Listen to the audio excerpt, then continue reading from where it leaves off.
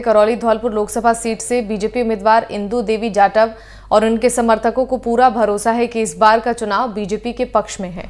लेकिन जनता का क्या मानना है और बीजेपी प्रत्याशी को लेकर क्या सोचती है जनता, ये जानने के लिए हमारी टीम पहुंची लोगों के बीच। किसी ने इंदु देवी जाटव को 10 में से 10 नंबर दिए तो किसी ने 5 से 8 नंबर दिए हैं। लोगों का कहना है कि उनकी समस्याओं का समाधान होना चाहिए। और क्या कहा है लोगों ने, जानने के लिए देखिए हमारी ये खास रिपोर्ट, उम्मीदवार का रिपोर्ट कार्ड। करौली में चुनाव की सरगर्मियां तेज हो चुकी हैं और चुनाव प्रत्याशी जो हैं अपनी दौड़ धूप लगाने में लगे हुए हैं। हम करौली की बात करें तो करौली जो है मदन मोहन जी महाराज की नगरी कहा जाता है, यानी मिनी वृंदावन कहा जाता है। यहाँ की सुकड़ी गलियाँ और यहाँ से 40 किलोमीटर दूर एक तिमनगढ़ किला, जो राजाओं का जो किला था वो तिमनगढ़ किला था। वहाँ पर जो है मूर्तियों को बड़े बड़े तस्करों द्वारा ले जाया गया। हम मौजूद हैं कलेक्ट्रेट चौराहे पर।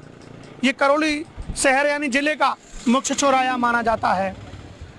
हमारे करौली ज़िले के अंदर लगभग 10,89,000 मतदान होगा, यानी इतने मतदान कर्मी हमारे ज़िले के अंदर हैं और 19 तारीख को वो अपना मतदान करेंगे।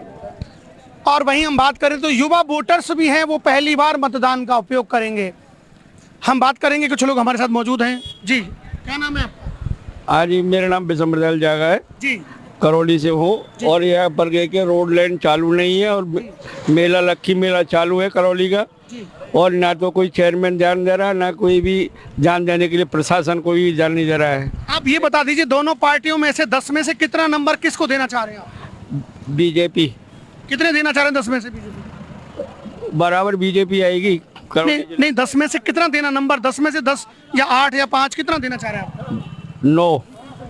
इन्होंने बीजेपी को 10 में से 9 नंबर दिए हैं। किन मुद्दों को लेकर ये नंबर दे रहे हैं आप? ये कि करौली के अंदर में विकास के लिए, विकास करने के लिए दे रहे हैं जी। हाँ जी। क्या विकास होना है, क्या विकास अधूरा है और किस विकास को लेकर तैयारी? विकास रोड की समस्या है, सारी समस्या है हमारे यहाँ। गटरों की समस्या है और स्वास्थ्य में कि कोई भी विकास नहीं है, उस पर कोई ध्यान नहीं दे रहे हैं। जी जी, इसलिए आप 10 में से 9 नंबर बीजेपी को दे रहे हैं। हाँ, आप बताइए क्या नाम है? आ जाओ। क्या नाम है? क्या नाम है? राहुल नाम है। राहुल, बताइए, कांग्रेस, बीजेपी तमाम जो पार्टियां हैं, उनमें से किस पार्टी को आप कितना नंबर देना चाहते हैं? हम तो 100% में 100% है बीजेपी को देना चाहते हैं। किन मुद्दों को लेकर आप दे रहे हैं? क्योंकि कांग्रेस पार्टी कुछ नहीं करती है, खा जाती है सबको। पैसे वैसे आते हैं जो सबको खा जाते हैं। क्या करते हैं आप क्या करते हैं? हम फर्स्ट ईयर है, BA स्टूडेंट है। क्या करना चाहते हो आप? क्या करना चाहते हो? कांग्रेस के जमाने में पेपर लीक हो रहे हैं, नौकरी लगने चाहते हैं और क्या करना चाहते हैं। क्यों, किन मुद्दों को लेकर देना चाह रहे हैं? जैसे यहाँ कांग्रेस अब है, कोई मुद्दा मान लो विधायक है, केंद्र सरकार, राज्य सरकार है यार, सब कुछ बीजेपी की है। अब तो यार इस वजह से आप बीजेपी चाह रहे हैं। और क्या, आप चाहते हैं कि सभी जो है जगह पर बीजेपी है, इसलिए आपका भी मन बन चुका है कि बीजेपी के लिए बिल्कुल तो चाह रहे हैं। बिल्कुल 10 में से कितना नंबर देना चाह रहे हैं अपने लोकसभा प्रत्याशी के लिए? अब कम से कम ये इंदु जाटव है ना 2 लाख प्लस वोटों से जीतेगी कम से कम। चलिए। कितनी उम्र है आपकी? 35 साल के हैं। गजानन जी हैं और इस मासलपुर चुंगी पर ये रहते हैं और इनका दबदबा भी माना जाता है। सारे यहाँ के लोग हैं, सब इनकी बात मानते हैं। अब आप मुझे ये बता दीजिए, कौन सी पार्टी किस पार्टी को आप 10 में से कितना नंबर देना चाहते हैं?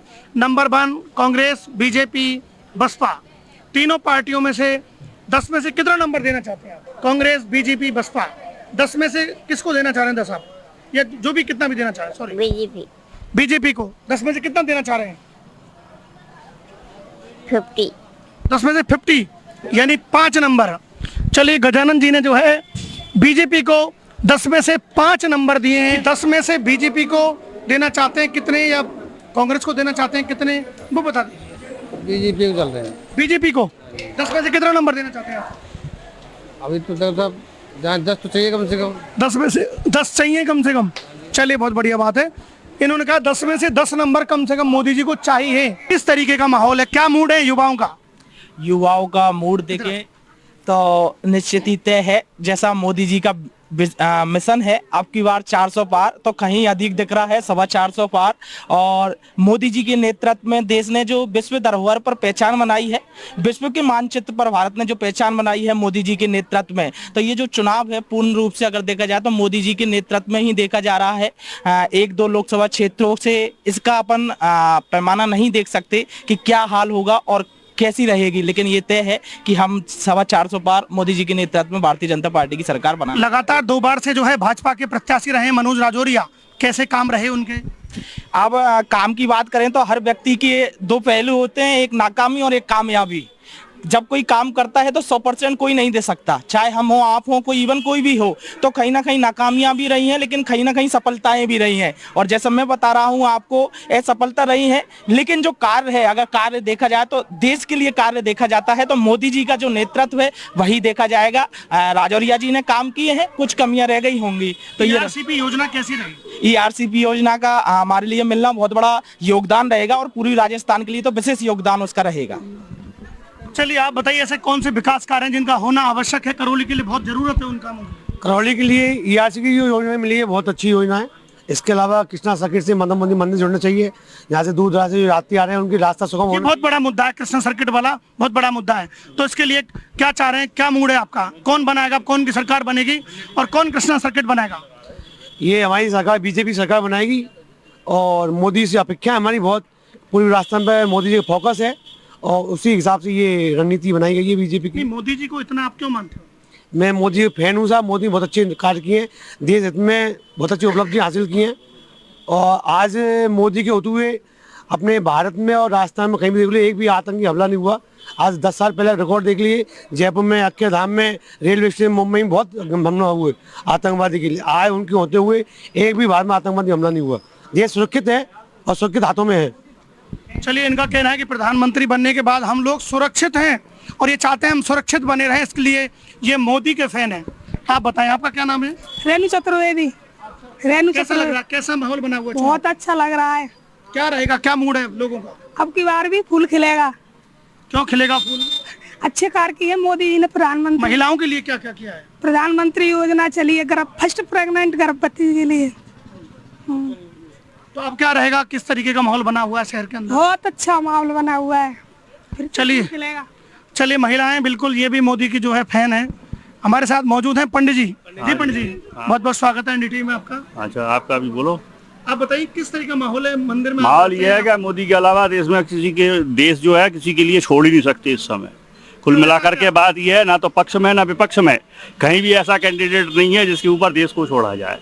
इसलिए मोदी फैक्ट है, किसी भी कीमत पर मोदी ही बनेगा, चाहे 400 सीट आए या 400 पार आए या 300 आए, लेकिन पूर्ण बहुमत में मोदी सरकार ही आएगी और इसी को आना चाहिए। आपकी मन की बात है कि हमारी मन की बात है। चलिए, इनका कहना है कि मोदी ही हैं और देश के प्रधानमंत्री मोदी ही बनेंगे और तमाम लोग मेरे साथ मौजूद हैं। हाँ, आप बताएं क्या नाम है आपका? आ जाइए। मेरा नाम गब्बर सिंह है सर। गब्बर सिंह जी मेरे साथ हैं। आपने पहले देखे होंगे गब्बर सिंह जी, आज भी मेरे साथ हैं गब्बर सिंह जी।